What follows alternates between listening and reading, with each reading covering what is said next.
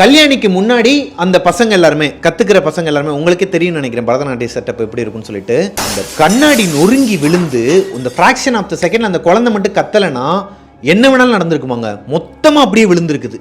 இதுதான் கல்யாணியோட ரூமோட விண்டோ. அதை அவங்க லாக் பண்ணல.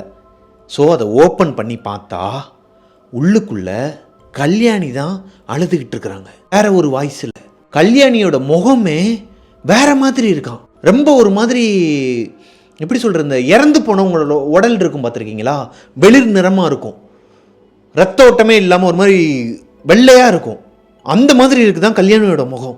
அதாவது அந்த பேய் வந்து மறைஞ்சிருச்சான், அந்த உருவமே மறைஞ்சிருச்சான். தப்பிச்சோம் பொழைச்சோன்னு எந்திரிச்சு அம்மா அம்மான்னு கத்திக்கிட்டு ஓட போனவங்க கால் தவறி இந்த டேபிளில் இடித்து இவங்க குடிச்சிட்டு வச்சாங்க இல்லையா கிளாஸு, அது கீழே விழுந்து உடஞ்சி அது மேலே இவங்க விழுந்து வயிற்றில் அந்த கிளாஸ் குத்தி கையில் காலெல்லாம் கிழிச்சு அந்த ரூம் முழுக்க பிளட்டு ரத்தம்.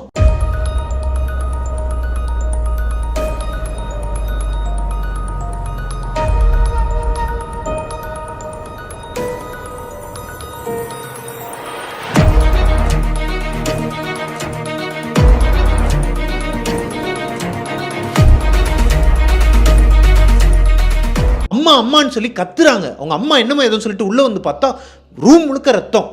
பொண்ணுக்கு வயிற்றுல குத்தி வயிற்றுலேருந்து ரத்தம் போயிட்டு இருக்கு. அவங்களும் பதறி போய் பொண்ணை தூக்கிட்டு வெளியே நின்ன ஒரு ஆட்டோ, பக்கத்து வீட்டிலே ஒரு ஆட்டோக்காரர் இருக்கிறாரு, வெளியே அவங்க நேரத்துக்கு ஆட்டோ நின்றுருக்கு, அண்ணன் வாங்கினேன்னு சொல்லிட்டு இந்த மாதிரி பொண்ணை தூக்கிட்டு ஓடி இருக்கிறாங்க. அவங்களுக்கு நல்லா தெரியும் கல்யாணிக்கும் அவங்க அம்மாவுக்கும் இந்த சம்பவம் நடந்த உடனேயுமே அவங்கள ஹாஸ்பிட்டலுக்கு தூக்கிட்டு போயிட்டாங்க. அந்த இடத்துல கிளாஸையும் எடுத்து வைக்கல, க்ளீன் பண்ணலை, உடஞ்ச கிளாஸையும் க்ளீன் பண்ணல. அங்கே அந்த பால் லைட்டாக குடிச்சிட்டு வச்ச அந்த பாலோட சேர்த்து கல்யாணியோட ரத்தம் கீழே சொட்டி கிடக்க அந்த கண்ணாடி பாட்டிலையுமே இருக்கு ரத்தம். ஹாஸ்பிட்டல் போயிட்டு ரிட்டன் வீட்டுக்கு வந்து பார்த்தா அந்த கண்ணாடி கிளாஸ் அதுல பாலும் இல்ல பிளட்டும் இல்ல. அங்க அப்படி ஒரு சம்பவம் நடந்ததுக்கு உண்டான எந்த ஒரு அறிகுறியுமே இல்லையா. உடஞ்ச கிளாஸ் உடஞ்ச மாதிரி தான் கிடக்குது. அதுல இருந்த பால் சொட்டு ஒரு சொட்டு கூட பால் இல்லை. காஞ்சி போனா கூட ஒரு மாதிரி தரைஞ்சு போன மாதிரி இருக்கும் இல்லையா. பிளட்டு அவ்வளோ பிளட்டு, ஒரு சொட்டு பிளட் இல்லையாங்க. கல்யாணிக்கு ஒரு மாதிரி தூக்கி போடுது. அவங்க அம்மா கிட்ட கேட்குறாங்கம்மா, நல்லா எனக்கு ஞாபகம் இருக்குமா, இங்கே பிளட்டாக இருந்துச்சேம்மா, பாலும் கொட்டி இருந்துச்சேம்மா, என்னம்மா ஒரு சொட்டு கூட இல்லைப்பா, அது ஒன்றும் இல்லைப்பா, க்ளீன் பண்ணியிருப்பாங்க. க்ளீன் பண்ணாங்கன்னா கிளாஸ் எல்லாத்தையும் எடுத்துருப்பாங்கள்ல, அது எப்படி கிளாஸ்க்குள்ளே வந்து தொடச்சி க்ளீன் பண்ணுவாங்களா? உடஞ்சி போன கிளாஸ் ரத்தத்தோட யாருமா வந்து க்ளீன் பண்ணுவா? அப்பாவும் அண்ணனுமே அங்கே தானம்மா இருந்தாங்க ஹாஸ்பிட்டலில், இப்போ தானம்மா எல்லாருமே வரோன்னு சொல்லி கேட்குறாங்க. அதுக்கு அவங்க அம்மாவோட மொழியே சரியில்லையாங்க. ஒரு மாதிரி திரு முழிச்சுக்கிட்டு சமாளிக்கிறாங்க. மா ஃபேன் ஓடிச்சிலம்மா, அதனால தான்மா ஒரு வேளை ரத்தம்லாம் காஞ்சி போயிருங்கம்மா. என்னம்மா ரத்தம் இப்படி காஞ்சி போகும்? காஞ்சி போனாலும் அங்கேயே தானே இருக்கும். கிளாஸு பளபளன்னு இருக்குதாங்க. யாராச்சும் ஒருத்தர் அதை நக்கி வச்சாலோ இல்லை அதை க்ளீன் பண்ணி வச்சாலோ உடஞ்ச கிளாஸை யாரும் க்ளீன் பண்ண மாட்டாங்க. அந்த அளவுக்கு க்ளீனாக இருந்திருக்குதுங்க. ஒரு ஃப்ரெஷ்ஷாக புது கிளாஸ் வாங்கி உடச்சா எப்படி இருக்குமோ அந்த மாதிரி உடஞ்சிருக்குது. கல்யாணிக்கு ஒன்றுமே புரியலை. கல்யாணியோட அம்மா முகம் இன்னுமே ஒரு மாதிரி ஏதோ உங்களுக்கு தெரிஞ்சிருக்குது, அதை பற்றி சொல்லாமல் மறைக்கிற மாதிரியே வச்சுருந்துருக்குறாங்க மூஞ்ச. இப்போது கல்யாணி கேட்குறாங்க, என்னம்மா பிரச்சனை உனக்கு, எதுனாலும் சொல்லி, நீ ஏதோ ஒன்று சொல்ல வரேன்னு தெரியுது ஆனால் சொல்ல மாட்டேங்கிறங்கும் போது, பின்னடி நீ வந்து இந்த மிஸ்டர் பிரபாகரன் டெவில்ஸ் கிச்சன் சொல்லிட்டு பார்த்துட்டு இருந்தோன்னா உனக்கு இப்படி தான் ஆகும்னு சொல்லிட்டு என்னையை திட்டிருக்கிறாங்க அவங்க அம்மா. ஸோ நம்ம சேனலையும் நம்ம ஷோவையும் சொல்லி என்ன திட்டி அவங்க அம்மா வந்து சமாதானப்படுத்தியிருக்கிறாங்க, அதாவது சமாளிச்சிருக்கிறாங்க. அன்னைக்கு நைட்டு கல்யாணியை தனியாக தூங்க விடலையாங்க. அவங்க ரூமுக்கு போகிறதுக்கே பயந்துருக்கிறாங்க. ஸோ ஹாலில் தான் அவங்க அப்பா அம்மா கல்யாணி எல்லாருமே படுத்து தூங்கிட்டு இருந்துருக்குறாங்க. நைட்டு ஏதோ ஒரு அழுகிற சத்தம் கேட்டிருக்குதுங்க. ரொம்ப நேரமாகவே யாரோ அழுகிற சத்தம் கேட்டுக்கிட்டே இருக்குது. கல்யாணி எந்திரிக்க வேணாம்னு நினைக்கிறாங்க. ஒரு கட்டத்துக்கு மேலே டிஸ்டர்ப் ஆகி எந்திரிச்சிடுறாங்க. எந்திரிச்சு பார்த்தா மயான அமைதி. கல்யாணியோட அண்ணன் மொட்டை மாடியில் தூங்குறாரு. அம்மா அப்பா ரெண்டு பேருமே லெஃப்ட் அண்ட் ரைட் சைடில் படுத்து தூங்கிட்டு இருக்கிறாங்க. கல்யாணி நடுவில் படுத்து தூங்கிட்டு இருக்கிறாங்க. கல்யாணியோட ரூமில் இருந்து தான் யாரோ ஒருத்தர் அழுகிற சத்தம் கேட்குது. இங்கே வான்னு சொல்லிட்டு கூப்பிடுறாங்க யாரோ ஒருத்தர். கல்யாணிக்கு லிட்ரலி தெரியுது இந்த வீட்டில் அவங்க ரூமில் தான் ஏதோ ஒன்று இருக்குது, அது இவங்களுக்கு டிஸ்டர்ப் பண்ணுதுங்கிறதையும் அவங்க புரிஞ்சுக்கிறாங்க. பயந்துக்கிட்ட அம்மாவை எழுப்பலாமா அப்பாவை எழுக்கலாமான்னு சொல்லிட்டு ரெண்டு பேரையும் பார்க்குறாங்க. நல்லா தூங்கிட்டு இருக்கிறாங்க. ஒருவேளை அந்த ஆத்மா வந்து அப்பாவையும் அம்மாவையும் எதனா செஞ்சிருமோங்கிற பயத்தில் காலையில் பார்த்துக்கலாம்னு சொல்லிட்டு படுத்து தூங்குறதுக்கு ட்ரை பண்ணுறாங்க. அவங்களால தூங்கவே முடியலைங்க. ரொம்ப டிஸ்டர்பன்ஸாக இருக்குது. இந்த அழுகிற சத்தம் அதிகமாக அவங்க காதை தொலைக்குது. அப்படியே காதை 3 நாளுமே உள்ளே கேட்குது அந்த சத்தம்.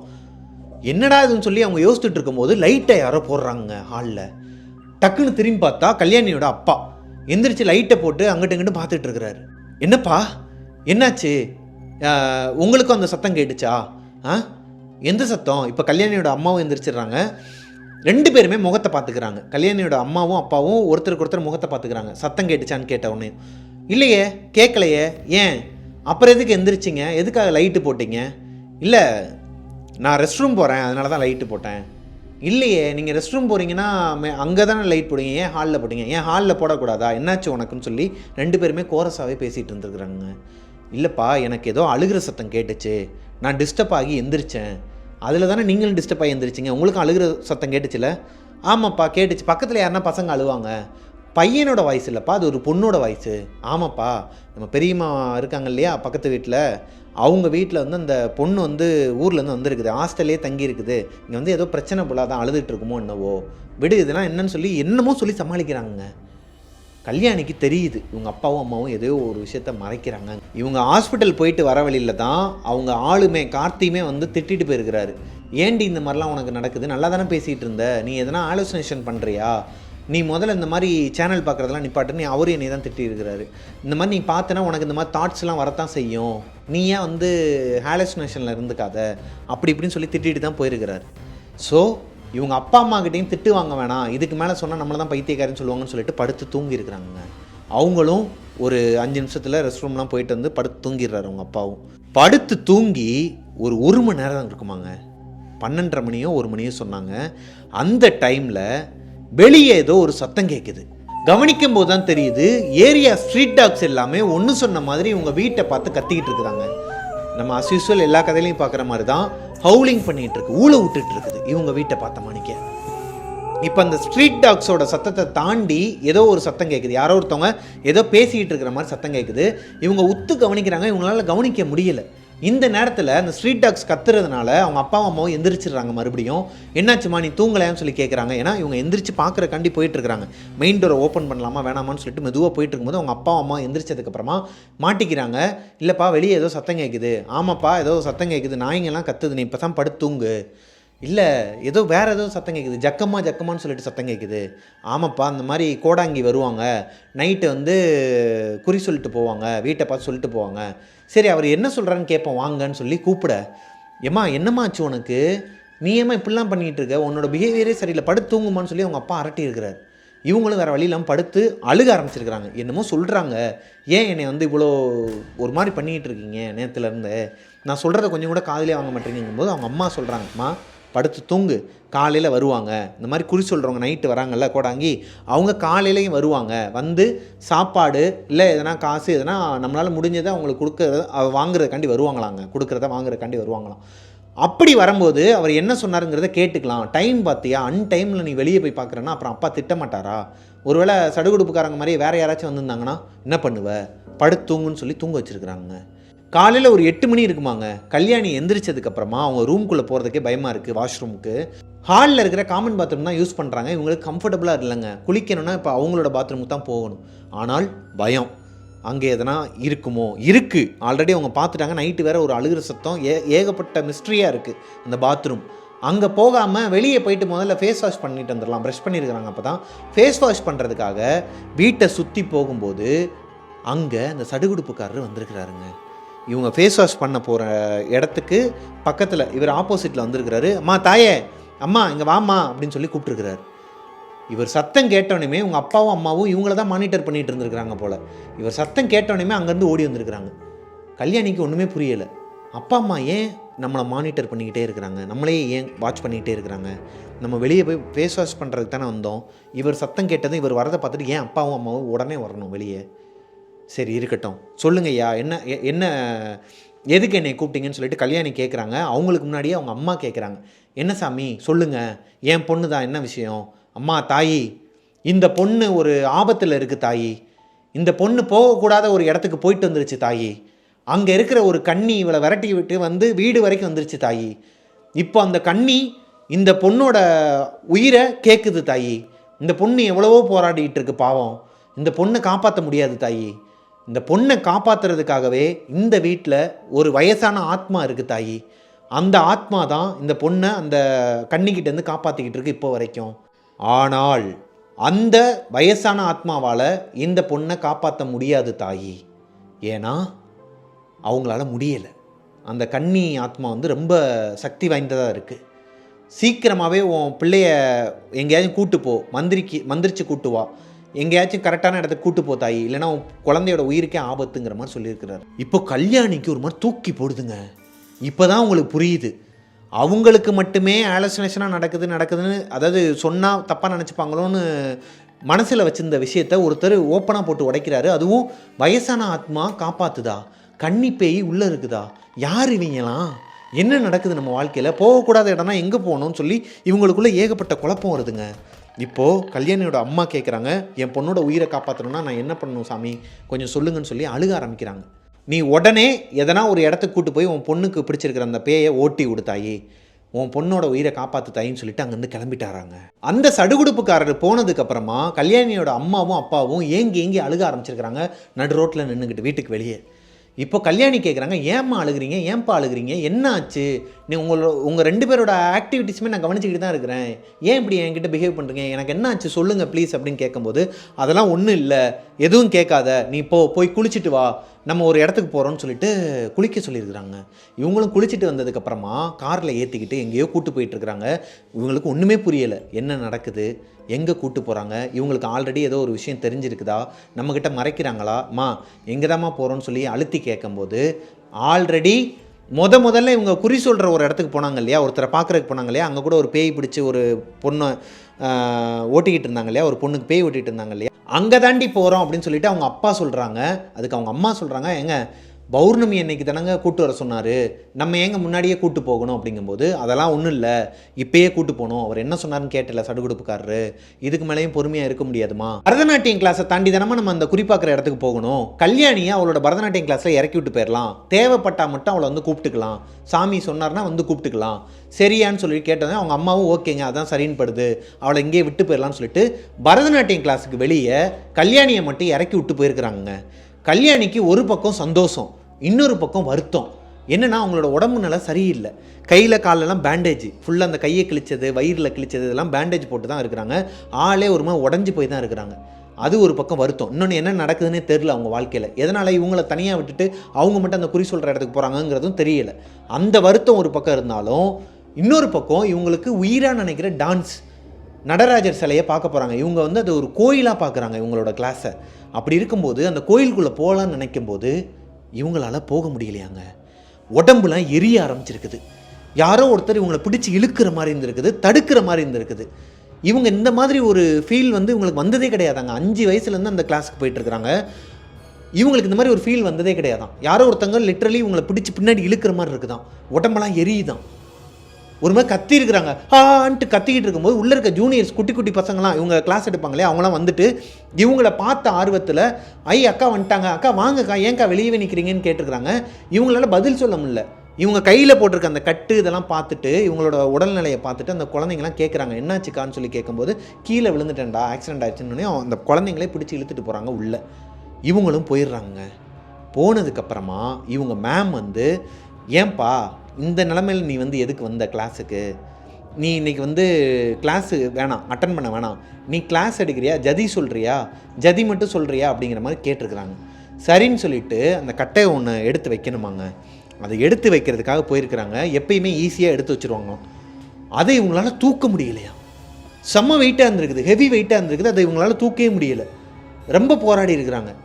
2 சின்ன குழந்தைங்க வந்து அந்த கட்டையை தூக்கி வச்சுருக்கிறாங்க. இவங்களுக்கு ஒன்றுமே புரியலை. ஒரு குழந்தைங்களால தூக்க முடிகிற அந்த கட்டையை இவங்களால ஏன் தூக்க முடியல. நடராஜர் சிலைக்கு முன்னாடி போயிட்டு எப்பயுமே கும்பிட்டுட்டு தான், சாமியை கும்பிட்டுட்டு மனசில் நினச்சிட்டு தான் ஆரம்பிப்பாங்களாங்க. சாமி கும்பிட்றதுக்காண்டி கிட்டக்க போகிறாங்க. அவரை தொடுறது கல்யாணியால் நடராஜர் சிலைக்கிட்ட நெருங்க கூட முடியலையாங்க. எரியுதான், உடம்பு ரொம்ப எரியுதான். யாரோ ஒருத்தர் அவங்கக்கிட்ட பேசுகிற மாதிரி இருக்குதான், போகாத அப்படிங்கிற மாதிரி. கல்யாணியோட மனசில் ஏதோ தப்பாக படுதுங்க. இந்த மாதிரி அவங்க பிறந்ததுலேருந்து, அதாவது சின்ன வயசில் அவங்களுக்கு நினைவு தெரிஞ்ச நாள்லேருந்து இப்போ வரைக்கும் நடராஜர் சிலையை தொட்டு கும்பிட போகும்போது இந்த மாதிரி நடந்ததே கிடையாதாங்க. ஏதோ தப்பாக இருக்குன்னு சொல்லி அதை மீறியும் அவர் கிட்டக்க நெருங்க இவங்களை அறியாமலே மயக்கம் போட்டு விழுகிற மாதிரி கீழே விழுந்துருக்கிறாங்க. அங்கனக்குள்ளே சூடம் ஏற்றி வச்சுருக்கிறாங்க, கற்பூரம் ஏற்றி வச்சதில் மேலே போய் விழுந்து இவங்க துப்பட்டால் நெருப்பு பிடிச்சி இவங்களோட டாப்ஸ்லையும் நெருப்பு பிடிச்சி எரிய ஆரம்பிச்சிருக்குது. அங்கே இருந்த குழந்தைங்களாம் என்ன பண்ணுறதுன்னு தெரியாமல் தண்ணி எடுத்து ஊற்றி அணைச்சிருக்கிறாங்க. இவங்க டீச்சர், அதாவது இவங்களோட குரு வேமா ஓடி வந்து பார்த்து ரொம்ப வருத்தப்பட்டிருக்கிறாங்க. ஏன்னா 5 வயசுலேருந்து இவங்களை பார்க்குறாங்க கல்யாணியை, அவங்க குரு. இந்த மாதிரி அவங்களுக்கு நடந்ததே கிடையாது. கையில் காலில் கட்டு, அதோட இப்போ நெருப்பு எரிஞ்சு இங்கனக்குள்ளெல்லாம் ஒரு மாதிரி ஆயிருக்குது. துணியெல்லாம் நெருப்பு பிடிச்சி என்னம்மா நடக்குது உன்னோட வாழ்க்கையிலன்னு சொல்லிட்டு, என்னடா இப்படி நடக்குதுன்னு சொல்லிட்டு அவங்கள பார்த்துட்டு அவங்கள எழுப்பி உட்கார வச்சிருக்கிறாங்க. அப்போது கரெக்டாக கல்யாணியோட அப்பாவும் அம்மாவும் வந்துடுறாங்க. இந்த சம்பவம் நடந்து ஒரு 5 நிமிஷத்துலேயே அவங்க அப்பா அம்மா வந்துடுறாங்க. கல்யாணி கேட்குறாங்க அவங்க குருக்கிட்ட, நீங்கள் சொன்னீங்களா அப்பா அம்மா கிட்ட? இல்லைம்மா நான் எதுவும் சொல்லலை, நான் உன் கூட தானே இருக்கிறேன், நானே ரொம்ப மனசு வருத்தத்தில் இருக்கிறேன், உன்னைய பார்த்து ஏன் இப்படிலாம் உனக்கு நடக்குதுன்னு சொல்லிட்டு நான் கூப்பிடலம்மா, நம்புமான்னு இருக்கிறாங்க. சரின்னு சொல்லிட்டு அவங்க அப்பா அம்மா கிட்ட கேட்குறாங்க, நீங்கள் எப்படி வந்தீங்க இங்கே? இவங்க கால் பண்ணாங்களா இல்லை நீங்களா வந்தீங்களா? இல்லைப்பா நாங்களாக தான் வந்தோம், யதார்த்தமாக தான் வந்தோம், ஆனால் இப்படி ஆகும்னு நாங்கள் எதிர்பார்க்கலன்னு சொல்லிட்டு அவங்களும் சொல்ல, கல்யாணியை வீட்டுக்கு காரில் கூட்டு போயிட்டுருக்குறாங்க அவங்க அம்மாவும் அப்பாவும் பரதநாட்டியம் கிளாஸ்லேருந்து. அவங்களுக்கு ஒரு விஷயம் புலப்படவே இல்லையாங்க, அதாவது புரியவே இல்லையாங்க. எதுக்கு அம்மாவும் அப்பாவும் கரெக்டாக வந்தாங்க பரதநாட்டியம் கிளாஸுக்கு? கரெக்டாக நமக்கு வந்து இந்த சூடம் பிடிச்சி நெருப்பு பிடிச்சி எரிஞ்சு நமக்கு ஒரு மாதிரி தப்பு நடக்கிற நேரத்தில் எப்படி அம்மாவும் அப்பாவும் கரெக்டாக இருந்தாங்கன்னு சொல்லி கேட்குறாங்க. எப்படிப்பா நீங்கள் வந்தீங்க? உங்களுக்கு ஃபோன் போட்டாங்களா? இல்லை உண்மையை சொல்லுங்கள். ஏம்மா அதையே கேட்குற? ஒன்றும் இல்லைம்மா, நாங்கள் யதார்த்தமாக தாம்மா அங்கே வந்தோன்னு சொன்னால், இப்போது அவங்க அம்மா கிட்ட கேட்குறாங்க, அம்மா யதார்த்தமாக வந்தீங்கன்னா நடந்து வந்திருப்பீங்க ஸ்டெப்ஸில், ஏன் ஓடி வந்தீங்க? எதுக்காக வேர்க்க வேர்க்க ஓடி வந்தீங்க? பதட்டத்தோடு ஓடி வந்தீங்க? இப்போ அவங்க அப்பா அம்மாவால் மறைக்க முடியல, உண்மையை சொல்கிறாங்க. குறிப்பாக்க போன இடத்துல தான் அந்த பெரியவர் தான் சொல்லியிருக்கிறாரு, உங்கள் பொண்ணோட உயிருக்கு இப்போ ஆபத்து, உடனே நீங்கள் போங்க, எங்கே இறக்கி விட்டு வந்தீங்களோ அங்கே ஓடி போங்க அப்படின்னு இருக்கிறாரு. உடனே போனீங்கன்னா காப்பாற்றிடலாங்கிற மாதிரி சொல்லியிருக்கிறாரு. அப்போது அவங்க அப்பாவும் சரி அம்மாவும் சரி குறிப்பாக்க போன இடத்துல அந்த பெரியவர்கிட்ட பார்க்குறவர்கிட்ட பொண்ணை கூட்டு வந்ததை சொல்லவே இல்லை, பரதநாட்டியம் கிளாஸில் இறக்கி விட்டு வந்ததையும் சொல்லவே இல்லை. அவராகவே சொல்லியிருக்கிறாரு இந்த வார்த்தையை, உங்கள் பொண்ணோட உயிருக்கு ஆபத்து, நீங்கள் இறக்கி விட்ட இடத்துல தான் உங்கள் பொண்ணோட உயிருக்கு ஆபத்து, சீக்கிரம் போய் காப்பாற்றுங்கன்னு இருக்கிறாரு. அதனால தான்மா நாங்கள் அறக்க பறக்க ஓடி வந்தோம், ஒரு மாதிரி வேர்த்து விறுவிறுத்து போய், அவர் சொன்ன மாதிரியே உன் உயிருக்கு இங்கே ஆபத்து தான் வந்திருக்குது. இப்படி சொல்லிக்கிட்டு இருக்கும்போதே எனக்கு இப்போ கூட புல்லரிக்குதுங்க. இப்படி சொல்லிக்கிட்டு இருக்கும்போதே கல்யாணியோட உடம்புல இருந்து வேற ஒரு வாய்ஸில் உள்ளே இருக்கிற ஆத்மா காரில் உட்காந்து பேசுதாங்க அவங்க அப்பா அம்மா கிட்ட. ஏய் நீங்கள் என்ன பெரிய இதுவா, உன் பொண்ணை காப்பாற்ற முடியும்னு நினைக்கிறியா? உன் பொண்ணை யாராலையும் காப்பாற்ற முடியாது, நான் கூட்டு போயிடுவேன் என் கூடையே அப்படிங்கிற மாதிரி வேற ஒரு வாய்ஸில் பேசுதுங்க. இப்போது அந்த இறந்து போனவங்களோட உடம்பு மாதிரி முகமெல்லாம் மாறி இருக்குது கல்யாணிக்கு. அப்பாவுக்கும் அம்மாவுக்கும் என்ன சொல்கிறேன்னே தெரில. காரை நிப்பாட்டிட்டு காலில் விழுந்து அழுகிறாராம். யாருமா நீ, உனக்கு என்னம்மா பிரச்சனை, என் பொண்ணை விட்டுருமா, நீ என்ன சொல்கிறியோ நாங்கள் கேட்குறேன், என் உயிரை கூட எடுத்துக்குமா, என் பொண்ணு உயிரை விட்டுருமா, என்ன உன் பொண்ணு என்ன பெரிய இவளா, பரதநாட்டியம் கிளாஸுக்கு போகிறா, போகக்கூடாதுன்னு சொன்னால் கேட்க மாட்டாளா, போகிறா அங்கே நடராஜர் சிலையை போய் தொட்டு கும்பிட போகிறா, நான் சொல்கிறது எதையுமே கேட்க மாட்டாளா, அவளை யாராலையும் காப்பாற்ற முடியாது, அந்த நடராஜரே நினச்சாலும் காப்பாற்ற முடியாதுன்னு இருக்கு.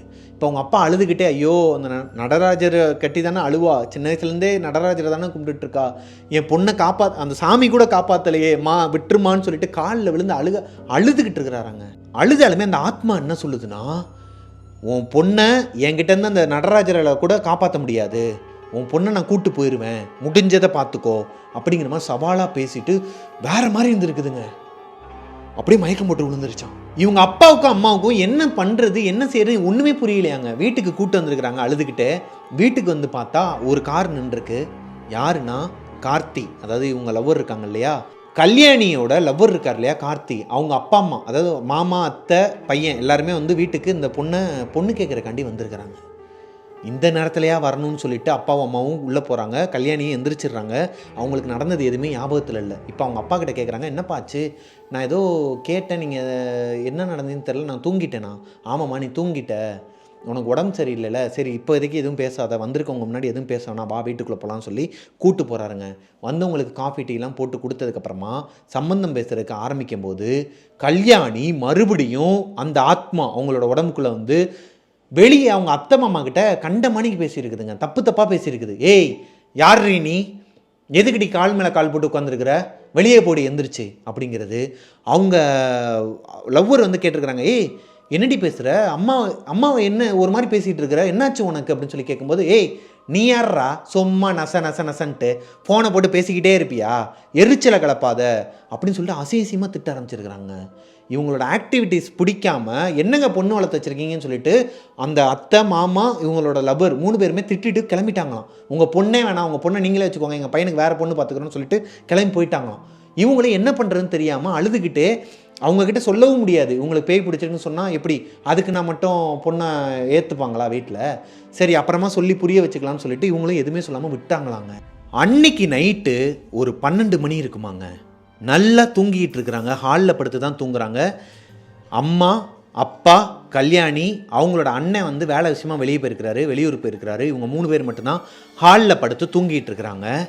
தூங்கிக்கிட்டு இருக்கும்போது கல்யாணியோட அம்மா கனவுல அவங்களோட அப்பத்தா, யார் கல்யாணியோட அப்பத்தா இருக்காங்க இல்லையா, இவங்களோட மாமியார், அவங்க வந்து ஒரு மாதிரி கத்துறாங்க, வாசலில் நின்று கத்துறாங்க. அவங்க இறந்து 2 வருஷத்துக்கு மேலே ஆகுது. இருந்தாலும் வாசலில் வந்து நின்றுக்கிட்டு, அடியே எந்திரிடி பார்வதி எந்திரி, கல்யாணியோட உசுருக்கு ஆபத்து, எந்திரிங்கிற மாதிரி கத்திருக்கிறாங்க. அவங்களுக்கு கனவுலேருந்து ஒரு மாதிரி பதறி அடித்து எந்திரிச்சிருக்கிறாங்க கல்யாணியோட அம்மா. எந்திரிச்சவங்க சுற்றி முற்றி பார்க்குறாங்க, ஒரு மாதிரி மயான அமைதியாக இருக்குது. ஏதோ ஒரு சத்தம் மட்டும் கேட்குது. என்னடா அது ஏதோ டிஃப்ரெண்ட்டாக சத்தம் கேட்குதுன்னு சொல்லிட்டு பக்கத்தில் பார்த்துருக்குறாங்க. கல்யாணி இல்லை. கல்யாணியோட ரூம் டோரு ஓப்பனில் இருக்குது, லைட்டாக ஓப்பனில் இருக்குது. இவங்க பார்த்துட்டு என்னமோ ஏதோன்னு சொல்லிட்டு எந்திரிச்சு ஓட ஆரம்பிக்கிறாங்க. ஓட ஆரம்பிக்கும் போது அந்த டோர் லாக் ஆயிடுச்சான். டோர் லாக் ஆனோடனே இவங்களுக்கு என்ன பண்ணுறதுனே தெரியல. இவங்க அப்பாவை எழுப்பியிருக்கிறாங்க, என்னங்க எந்திரிங்க, கல்யாணி வந்து உள்ளே போய் கதவு மூடிக்கிட்டா, ஏமா ரெஸ்ட் ரூம் போயிருக்க போகிறாமா, ரெஸ்ட் ரூமில் இல்லைங்க, உங்கள் அம்மா கனவுல வந்தாங்க, எந்திரின்னு சொல்லிட்டு என்னை அலர்ட் பண்ணாங்க, நான் அதனால தாங்க எந்திரிச்சேன், பக்கத்தில் பார்த்தா கல்யாணி இல்லை, நான் பார்க்கும்போது ஓப்பனில் தான் இருந்துச்சு, இப்போ கதவு மூடிடுச்சுங்கன்னு சொன்னோன்னே அவர் உடனே உடச்சிருக்கிறாருங்க. கதவை உடச்சிட்டாராம் அவர். கதவை உடச்சிட்டு உள்ளே போய் பார்த்தா ஃப்ராக்ஷன் ஆஃப் த செகண்டாங்க கல்யாணி உள்ளே எப்போ போனாங்கங்கிறது கல்யாணிக்கு தெரியலையாங்க. தூக்கில் தொங்கிக்கிட்டு இருக்கிறாங்களாம் கல்யாணி அவங்க ரூமில். கொஞ்சம் விட்டுருந்தாங்கன்னா அவங்க இறந்துருப்பாங்களாம். நாக்கெல்லாம் ஒரு மாதிரி பிதுங்கி ஒரு மாதிரி இருந்திருக்கிறாங்க. ஜஸ்ட்டு மிஸ்ஸில் அவங்க அப்பா போய் பிடிச்சி தூக்கி காப்பாற்றிருக்கிறாரு. ஹாஸ்பிட்டலுக்கு அன்டைமில் தூக்கிட்டு ஓடி இருக்கிறாங்க. ஹாஸ்பிட்டலுக்கு போனதுக்கப்புறமா தான் கல்யாணிக்கு உஷாரே வந்திருக்குதுங்க, அதாவது சுயநினைவே வந்திருக்குதுங்க. அவங்க அப்பாக்கிட்டே அம்மாக்கிட்டே அழுதுகிட்டே கேட்குறாங்களாம், அப்பா என்னப்பா நடக்குது என் வாழ்க்கையில், நான் எப்போ இந்த ரூம்குள்ளே போனேன்னே தெரியலப்பா. அவங்க அப்பா அம்மாவும் சொல்லியிருக்கிறாங்க, இந்த மாதிரி நீ ரூம்குள்ளே ஏமா போனேன், ஏமா தூக்கு போட்டுக்கிட்ட, என்னம்மா உனக்கு பிரச்சனைன்னு சொல்லியிருக்கிறாங்க. இதுக்கு நடுவில் இந்த ஹாஸ்பிட்டலுக்கு போகிற வழியிலேயே கல்யாணியோட உடம்புக்குள்ளே அந்த ஆத்மா வந்து, இப்போ காப்பாற்றிட்ட, இனிமேல் உன்னால் காப்பாற்ற முடியாது, ஒவ்வொரு தடவையும் காப்பாற்றிக்கிட்டே இருப்பியா, எப்படினாலும் நான் உன் பொண்ணை கூப்பிட்டு போயிடுவேன் அப்படிங்கிற மாதிரிலாம் பேசியிருக்குதுங்க. இப்போது ஹாஸ்பிட்டல்லேருந்து டிஸ்சார்ஜ் ஆகி கல்யாணியை வீட்டுக்கு கூப்பிட்டு போகிறாங்க. கல்யாணியோட அப்பாவும் அம்மாவும். வீட்டில் ஏகப்பட்ட சாமியார்கள் இருக்கிறாங்க, யாகம் நடக்குது. கல்யாணியோட வீட்டில் ஏதோ பூஜைலாம் பண்ணுறாங்க, என்னென்னமோ உள்ளே வச்சுருக்கிறாங்க. இதை பார்த்துட்டு கல்யாணி நார்மலாக தான் உள்ளே வந்திருக்கிறாங்க. வாசலில் கால் எடுத்து வச்ச பொண்ணு உடம்புலாம் ஒரு மாதிரி எரியிற மாதிரி இருக்குன்னு சொல்லிட்டு ஓட ஆரம்பிச்சிருக்கிறாங்க. தெருக்கே ஓடிட்டாங்களாம். இவங்க அப்பாவும் அம்மாவும் எக்ஸ்ட்ரா ஒரு 2 சாமியாருங்க வந்து பிடிச்சி இழுத்துட்டு வராங்க. இழுத்துட்டு வந்து வீட்டுக்குள்ளே உட்கார வச்சு பூஜையை ஸ்டார்ட் பண்ணுறாங்க. எரியுது, உடம்பு எரியுது, விட்டுருங்கன்னு சொல்லிட்டு இப்போ அவங்க உடம்புக்குள்ளே இருக்கிற ஆத்மா, கல்யாணி பேசலை, கல்யாணி உடம்புக்குள்ளே இருக்கிற ஆத்மா வெளியே வந்து பேச ஆரம்பிக்கிறாங்க. நீ யாரு, எதனால் இந்த பொண்ணை டிஸ்டர்ப் பண்ணுற, யாரு நீ, உனக்கு என்ன வேணும்னு சொல்லிட்டு பூஜையில் இருக்கும்போது கேட்குறாங்க. அதெல்லாம் சொல்ல முடியாது, எனக்கு இப்போ உயிர் தான் வேணும், ஒழுங்கு மரியாதை எங்கே இருக்கிற எல்லா பூஜையும் கலைச்சிட்டு போயிட்டீங்கன்னா அந்த பொண்ணோட உயிரை காப்பாற்றலாம், இல்லைனா அவ்வளோதான், நான் எப்படினாலும் இவளை சாவடிச்சிருவேங்கிற மாதிரி திமிரா பேசியிருக்குதுங்க. பேசிக்கிட்டே அந்த பொண்ணோட கையை கீறுறது, ரத்தம் வர வைக்கிறது, கழுத்தை நெரிக்கிறது, கழுத்தில் ஓட்ட போட போயிருக்குது விரலை வச்சு, நகத்தை வச்சு. உங்கள் அப்பாவும் அம்மாவும் அழுகுறாங்க, ஐயா விட்டுருங்க, வேணாம் விடுங்க, நான் பார்த்துக்கலாம். அவங்க பூஜை பண்ணுற சாமியாருங்களாம் என்ன சொல்கிறாங்களா, ஐயா கொஞ்ச நேரம் அமைதியாக இருங்க, யாரும் எதுவும் பேசக்கூடாது அப்படின்னு சொல்லி யாகம் பண்ண ஆரம்பிக்கிறாங்க. அந்த பொண்ணோட உடம்புலேருந்து முடி, அப்புறம் நிறைய விஷயங்கள் ஆல்ரெடி கலெக்ட் பண்ணி வச்சுருக்கிறாங்க. இவங்க அப்பாவும் அம்மாவுக்கும் ஆல்ரெடி எப்போவோ தெரியும் இந்த பொண்ணோட உடம்புக்குள்ளே இந்த பொண்ணை துரத்துது, ஒரு ஆத்மா துரத்துதுங்கிறது எப்போவோ தெரியும். ஏதோ ஒன்று இருக்குங்கிறது தெரிஞ்சு தான் இந்த பொண்ணை கொஞ்சம் கொஞ்சமாக பேம்பர் பண்ணி வளர்த்துட்டு இருந்திருக்கிறாங்க. அந்த பௌர்ணமிக்காக தான் வெயிட் பண்ணிட்டு இருந்திருக்கிறாங்க. இன்றைக்கி பௌர்ணமி, ஸோ பூஜையை ஸ்டார்ட் பண்ணியிருக்கிறாங்க. இந்த பொண்ணுக்கிட்ட இருந்து எடுத்த முடி, உங்களோட காலடி மண் எல்லாத்தையுமே வச்சு தான் விர்ச்சுவல்ஸ்லாம் பண்ணிகிட்டு இருக்கிறாங்க. இப்போது கொஞ்சம் நேரத்தில் அந்த ஆத்மாவே சரண்டர் ஆகுதுங்க. எனக்கு எரியுது, உடம்புலாம் எரியுது, என்னை விட்டுருங்க ப்ளீஸ், என்னை விட்டுருங்கன்னு சொல்லும்போது, யார் நீ, எங்கேருந்து வந்திருக்கிற, உன்னோட கதை என்ன, எதனால் இந்த பிள்ளையை வந்து பிடிச்சிட்டு நீ பாடாப்படுத்திட்டு இருக்கேன்னு சொல்லி அந்த சாமியார் கேட்குறாருங்க. இப்போ தான் கல்யாணி உடம்புக்குள்ளே இருக்கிற அந்த ஆத்மா, அது யார், அது எங்கேருந்து வந்திருக்குது, அதோட பூர்வீகம் என்ன, எல்லாத்தையுமே சொல்ல ஆரம்பிக்குதுங்க. இது எல்லாமே கல்யாணிக்கு தெரியாது. கல்யாணி வந்து சுயநினைவுக்கு வந்ததுக்கப்புறமா ஒரு வாரத்துக்கு அப்புறமா தான் அவங்க அப்பாவும் அம்மாவும் அவங்க அப்பாவும் அம்மாவும் சொல்லியிருக்கிறாங்க. அதுக்கப்புறம் தான் அவங்களுக்கே தெரிஞ்சிருக்குது. அதைத்தான் எனக்கு ஷேர் பண்ணியிருக்கிறாங்க. என்னன்னா, இந்த பொண்ணு, அதாவது இப்போ ஆத்மாவாக இருக்கிறது ஒரு பொண்ணு, அந்த பொண்ணு ஒரு பையனை லவ் பண்ணியிருக்குது. அவங்க வீட்டில் போய் சொல்லும்போது கேஸ்ட் ப்ராப்ளம்ங்கிறனால ஒத்துக்காமல் அவசரமாக இந்த பொண்ணுக்கு வேறு மேரேஜ் பண்ணி வைக்கிறதுக்காக ரெடி பண்ணிகிட்டு இருந்திருக்க டைமில் இந்த பொண்ணு என்ன பண்ணியிருக்குன்னா, வீட்டில் இருக்கிறவங்களாம் மிரட்டலாம், கொஞ்சம் சினிமாட்டிக்காக மிரட்டலாம் சொல்லிட்டு தூக்கு கயிறை எடுத்துகிட்டு போய் ஃபேனில் மாட்டி கதவெல்லாம் ஓப்பன் பண்ணி வச்சுக்கிட்டே நான் செத்துருவேன்னு சொல்லிட்டு பிளாக்மெயில் பண்ணுறதுக்காக போயிருக்குதுங்க. ஒரு கட்டத்தில் அவங்கள அறியாமலே விளையாட்டு வினையான கதையாக தூக்கில் தொங்கி இறந்துருச்சாங்க. இந்த மாதிரி நடக்கணும் அந்த பொண்ணு நினச்சி கூட பார்க்கலையாம். அந்த பையன் கூட ஓடி போகிறதா தான் இருந்திருக்குது அடுத்த நாள். ஆனால் இவங்களை மிரட்டி பார்க்கலான்னு லாஸ்ட்டாக ஒரு சான்ஸுக்கு சும்மா மிரட்டுறதுக்கு போன பொண்ணு உண்மையாகவே தூக்கில் தொங்கி இறந்துருச்சாங்க. ஸோ நிறைவேறாத ஆசையோட அந்த பொண்ணோட ஆத்மா திரிஞ்சிட்டு இருந்தப்போ தான் வேற ஒரு பொண்ணோட உடம்புக்குள்ளே போயிருக்குது. அந்த பொண்ணோட உடம்புக்குள்ளே பேயை ஓட்டிகிட்டு இருக்கும்போது தான் இவங்க தாத்தாக்கு குறி கேட்க போகும்போது இந்த பொண்ணை அங்கே கூட்டு போனப்போ அந்த பொண்ணு இந்த பொண்ணையே பார்த்துக்கிட்டே இருந்திருக்குது. அந்த பொண்ணோட உடம்புலேருந்து இந்த பொண்ணோட உடம்புக்குள்ளே அந்த ஆத்மாவும் வந்திருக்குதுங்க. சரி, உன் வாழ்க்கை தான் இப்படி ஆயிடுச்சு, அதுக்கு ஏன் இந்த பொண்ணோட வாழ்க்கையை கெடுக்கிற? இந்த பொண்ணோட லைஃப், இந்த பொண்ணு உனக்கு என்ன பாவம் பண்ணுச்சு, இந்த பொண்ணோட உடம்புல விட்டு போயிருன்னு சொன்னால் அப்படிலாம் போக முடியாது. இவளை பார்க்கும்போது என்னையை பார்க்குற மாதிரியே இருந்துச்சு, அதனால தான் இவளோட உடம்புக்குள்ளே நான் வந்தேன். அப்புறமா நானே போயிடலான்னு தான் இருந்தேன். ஏன்னா இவளோட லைஃப் ஸ்டைல் வேறு மாதிரி இருந்துச்சு. இந்த பரதநாட்டியம், நடராஜர் சிலை இதெல்லாம் வந்து எனக்கு சுத்தமாக ஆகலை. நான் இவளை விட்டு போயிடலான்ட்டு தான் இருந்தேன். அப்போ தான் இவ லவ்வர்கிட்ட வந்து டெய்லியும் பேசிக்கிட்டே இருக்கிறா, ஃபோன் போட்டு பேசுகிறா, அவனும் பேசுகிறான். இது இவங்க வீட்டுக்கும் தெரியுது. இவங்க அம்மாவும் எதுவும் சொல்ல மாட்டாங்க, அப்பாவும் எதுவும் சொல்ல மாட்டாங்க, அந்த பையனோட அப்பா அம்மாவும் எதுவும் சொல்ல மாட்டாங்க. 2 வீட்டுக்கும் ஓகே. 2 பேர் லவ் பண்ணுறதை பார்க்கும்போது எனக்கு எரியுது உள்ள. நம்ம வந்து லவ் பண்ணது நமக்கு கிடைக்கல, ஆனால் இவளுக்கு மட்டும் எப்படி கிடைக்கும்? இவளை வந்து தாங்குறாங்க, உள்ளங்கையில் வச்சு இவங்க அப்பா அம்மா தாங்குறாங்க. இவன் என்ன சொன்னாலும் கேட்குறதுக்கு இவன் அண்ணன் இருக்கிறான். அண்ணன் என்ன சொன்னாலும் கேட்குறான். பாப்பா பாப்பா தங்கச்சின்னு உருகுறான். அம்மா என்ன கேட்டாலும் வாங்கி தராங்க. அப்பா என்ன சொன்னாலும் கேட்குறாரு. இவளுக்கு லவ்வர் இருக்கிறான். நான் ஆசைப்பட்ட வாழ்க்கை எல்லாமே இவளுக்கு நடக்குது. அது எப்படி இவளுக்கு நடக்கும்? எனக்கு அப்போ தான் இவன் மேலே ஒரு பொசசிவ் ஆச்சு.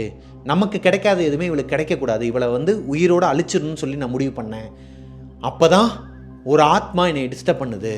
இதோ பாரு, நீயே நினச்சாலும் இதுக்கப்புறம் இந்த பொண்ணோட உடம்புக்குள்ளே உன்னால் இருக்க முடியாது, நாங்கள் வந்து உன்னை அடைச்சிருவோம், ஒழுங்கு மரியாதை ஓடி போயிருன்னு சொல்லிட்டு யாகம் பண்ண ஆரம்பிச்சிருக்கிறாங்க. ரொம்ப கதறி அழுக ஆரம்பிச்சிருக்குதுங்க. உடம்பு எரியுதுன்னு சொல்லிட்டு சாட்டையை வச்சுலாம் அடிச்சிருக்கிறாங்க. போயிரு, இல்லைன்னா உன்னை அவ்வளோதான் அழிச்சிருவோன்னு சொல்லிட்டு சாட்டையை வச்சுலாம் அடிச்சிருக்கிறாங்க. வலி தாங்க முடியாமல் அந்த யாகத்தினால் வர மந்திர சொற்களையும் அதால் கேட்க முடியாமல் உடம்பெல்லாம் எரியறனால நான் போயிடுறேன், எனக்கு கடைசியாக ஒரே ஒரு ஆசை இருக்குது, அதை மட்டும் நிறைவேற்றுங்கன்னு சொல்லி அந்த ஆத்மா சொல்லியிருக்குதுங்க. என்னன்னு சொல்லி கேட்டால், என் ஆள் வந்து இன்னும் இருக்கிறான், உயிரோடு தான் இருக்கிறான், அவனை வர சொல்லுங்கள், அவன்கிட்ட நான் பேசணும், அவன்கிட்ட பார்த்து நான் பேசிவிட்டு நான் போயிடுறேன் அப்படிங்கிற மாதிரி சொல்லியிருக்குது.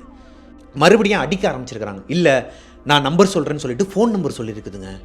ஃபோன் நம்பர் சொல்ல கல்யாணியோட அப்பாவே டயல் பண்ணி அந்த பையனுக்கு பேசியிருக்கிறார். அந்த பையனை எடுத்துருக்கிறான். இந்த மாதிரி விஷயத்தெல்லாம் சொல்லும்போது, ஆமாம் மகாவோட லவ்வர் தான் நான், ஓகே எங்கே வரணும்னு சொல்லி கேட்டு அவனும் வந்திருக்கிறாங்க வீட்டுக்கு வந்ததுக்கப்புறமா அவனை பார்த்தோன்னே அழுதுகிட்டு அந்த பையனை கட்டிப்பிடிச்சு அந்த பையனை வந்து அழுக ஆரம்பித்து, இவங்களுக்குள்ளே என்னை மன்னிச்சிடுறா, நான் தெரியாமல் தான் வந்து சும்மா தான் ஒரு விஷயம் பண்ண பார்த்தேன், அது இப்படி போகும்னு நான் எதிர்பார்க்கல, நீ இன்னும் ஏன் கல்யாணம் பண்ணாமே இருக்க, நீ எதனா ஒரு பொண்ணை கல்யாணம் பண்ணிவிட்டு சந்தோஷமாக வாழு, அப்படின்னா தான் என்னோடய ஆத்மா சாந்தி அடையும், அப்படி இப்படின்னு சொல்லி அவங்களோட அது ஒரு மாதிரி போயிருக்குதுங்க அவங்க டாக்லாம்.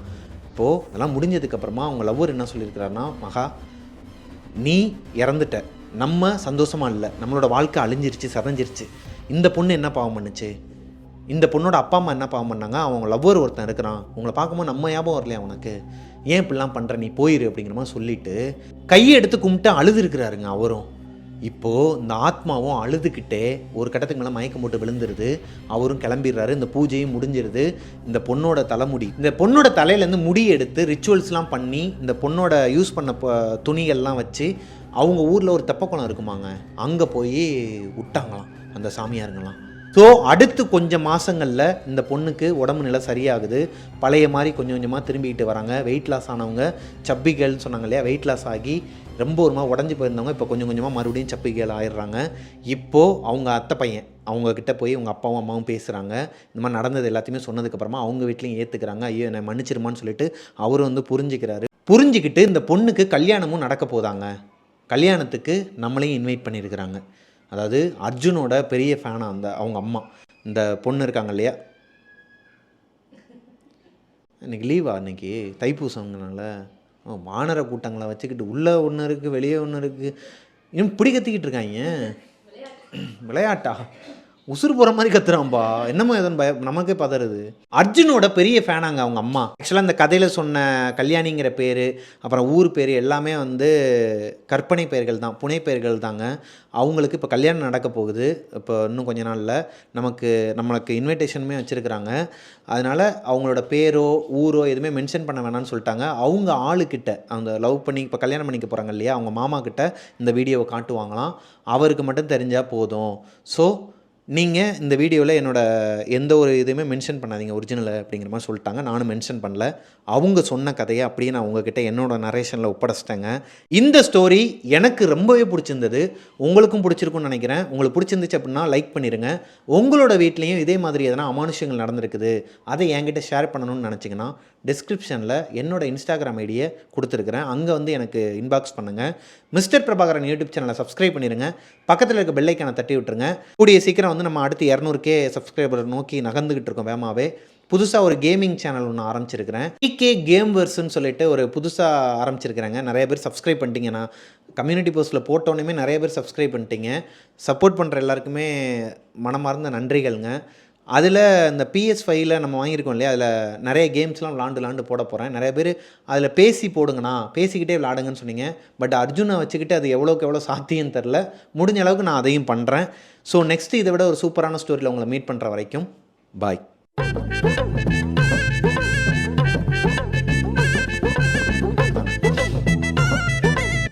கோஸ்டீஸ் இப்போலாம் நம்ம கோஸ்டீஸில் மினி கோஸ்டீஸ் தான் அதிகமாக இருக்கிறாங்க. அதுவும் நிறைய நாடுகளில் இருந்தெல்லாம் பார்க்குறீங்கிறது எனக்கு இன்றைக்கி காலையில் ஒரு மெசேஜ் நேற்று காலையில் ஒரு மெசேஜ் வந்துச்சுங்க இன்ஸ்டாகிராமில். புதுசாக ஒரு ஸ்டோரி சொல்லலான்னு சொல்லிட்டு நான் பார்த்துட்டு இருக்கும்போது யாருன்னா ஸ்டோரி அனுப்பியிருக்கிறாங்களான்னு சொல்லிட்டு ரெக்வஸ்ட்லாம் போய் விழுந்திருக்கும். அது எத்தனை வருஷத்துக்கு முன்னாடி அனுப்புனாங்கன்னா எனக்கு தெரியாது. அதை போய் நான் பார்க்கும்போது தான் ஒரு குழந்த, அவங்களோட வாய்ஸ் கேளுங்களேன். ஹலோ மிஸ்டர் பிரபாகரன், நான் உங்களோட குட்டி சப்ஸ்கிரைபர். எனக்கும் எங்கள் அம்மாவுக்கும் உங்கள் வீடியோஸ் ரொம்ப பிடிக்கும். கேட்டிங்களா? பெரிய மனுஷி எனக்காக ஒரு வாய்ஸ் மெசேஜ் அனுப்பியிருக்கிறாங்க. ரொம்ப தேங்க்ஸுங்க, ரொம்ப தேங்க்ஸ்டா செல்லக்குட்டி, லவ் யூ. நிறைய குழந்தைங்க பார்க்குறாங்க அப்படிங்கும்போது ரொம்ப சந்தோஷமாகவும் இருக்கும். அதே நேரத்தில் ஒரு பக்கம் அந்த குழந்தைங்க எல்லாருமே பார்த்துட்ருக்கீங்க இல்லையா, அவங்கக்கிட்டலாம் ஒரு வார்த்தை சொல்கிறேன். நீங்கள் படிக்கணும் நல்லா, சரியா? ஸ்டடீஸில் கான்சென்ட்ரேட் பண்ணணும். அதுக்கப்புறமா தான் அங்கிளோட வீடியோ பார்க்கணும். ஓகே, சாரி, அண்ணனோட வீடியோ. அண்ணன்ப்பா, நான் ஏதோ தெரியாமல் சொல்லிட்டேன்ப்பா. ஐயோ, அண்ணன் வீடியோ அமைதியாக இருப்பா. அண்ணனோட வீடியோ பார்க்கணும் அப்படின்னா நீங்கள் நல்லா படித்து நல்ல மார்க் எடுத்தால் தான் பார்க்க முடியும். ஸோ நீங்கள் எவ்வளோக்கு எவ்வளோ இந்த டெவில்ஸ் கிச்சனில் கான்சென்ட்ரேட் பண்ணி நீங்கள் இதாக உட்காடுறீங்களோ, ஆர்வமாக உட்காடுறீங்களோ, அதே அளவுக்கு உங்களோட ஸ்டடீஸ்லேயும் கான்சென்ட்ரேட் பண்ணணும். ஓகேவா? இதை நான் எதுக்காக சொல்கிறேன்னா, USA இருக்கிற அந்த பாப்பாவுக்கு மட்டும் சொல்லலை. அவங்க சின்ன பாப்பா தான். அவங்களுக்கு எத்தனை வயசு பார்க்குது? 8 வயசா 7 வயசுன்னு நினைக்கிறேன். ரொம்ப குட்டி பாப்பா, 7 வயசோ அவ்வளோதான் சொன்னாங்க அவங்க. ஸோ அந்த பாப்பாவுக்கு ஓகே, நீங்கள் ஜாலியாக என்ஜாய் பண்ணுங்கள். மற்ற குட்டி பாப்பாலாம் நாங்கள் அண்ணா நகர் போயிருந்தோம். அண்ணா நகரில் ஒரு பிரியாணி கடை ஃபேமஸ்ன்னு சொன்னாங்க. அங்கே போய் சாப்பிட்லாம் அப்படின்னு சொல்லிட்டு நைட்டு ஒரு 12 மணி இருக்குமாப்பா, 1 மணியா, 12-12:30 இருக்குங்க. நாங்கள் பாட்டுக்கு போய் சாப்பிட்ற இடத்துல ஒரு பெரிய க்யூ நின்றுச்சு. நல்லா இருக்கும் போல் அந்த பிரியாணி கடையிலன்னு சொல்லிட்டு நானும் நின்றுட்டு இருக்கும்போது திடீர்னு ஒரு 2 குழந்தைங்க அவங்க அப்பா அம்மாவோட ஓடி வந்தாங்க. ஓடி வந்துட்டு அண்ணன் மிஸ்டர் பிரபாகரன் தானே, டெவில்ஸ் கிச்சன் தானே, அப்படி இப்படின்னு சொல்லிட்டு கத்த ஆரம்பிச்சிட்டாங்க. அங்கே இருக்கிற க்ரௌடு எல்லாம் என்னை திரும்பி பார்க்குறாங்க. எனக்கு ஒரு மாதிரி ஆயிடுச்சு. ஐயோ என்னாச்சு? ஆமாண்டா செல்லம். எனக்கு சந்தோஷம்.